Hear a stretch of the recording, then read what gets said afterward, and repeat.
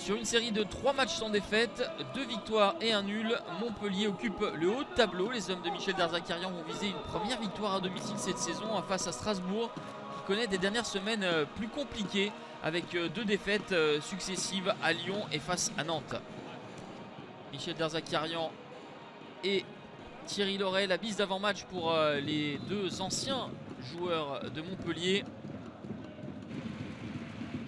Fait de jeu important, 6ème minute, sévère blessure de Dolly, fracture péronée pour le Sud-Africain. C'est Damien Le Tallec qui prend la place de Kylian Dolly en début de rencontre.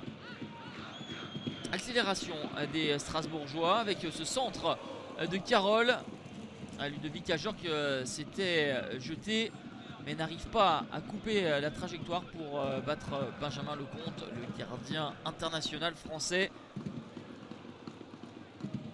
Peu de rythme, peu d'occasion dans cette première période. Les Montpelliérains essayent de combiner, de tenter leur chance de loin. Et cette frappe d'Andy Delors est sans aucun problème pour le gardien belge strasbourgeois Matsels. 0-0 à la pause. Michel Darzacarian était pourtant revenu à une défense à 4 pour essayer de mettre un peu de densité et de touche technique au milieu de terrain.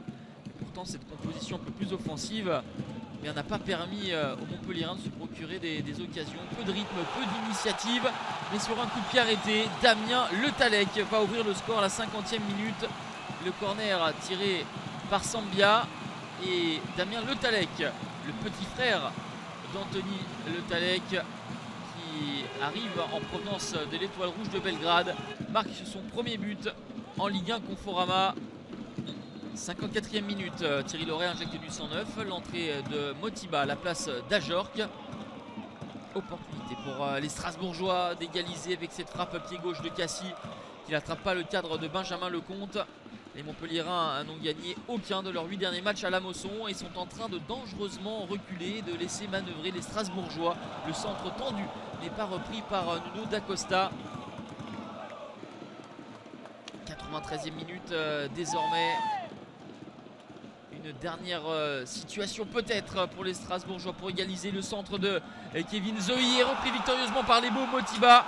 Égalisation du Sud-Africain Lebo Motiba qui marque son premier but sous les couleurs strasbourgeoises, son 2e but depuis le début du championnat puisqu'il en avait marqué un avec Lille dès la première journée. Mais en tout cas c'est un but qui rend tout à leur joie les supporters du Racing. Un but partout, ce sera le score final. Montpellier se fait rejoindre dans les ultimes minutes et rate l'occasion de monter sur le podium.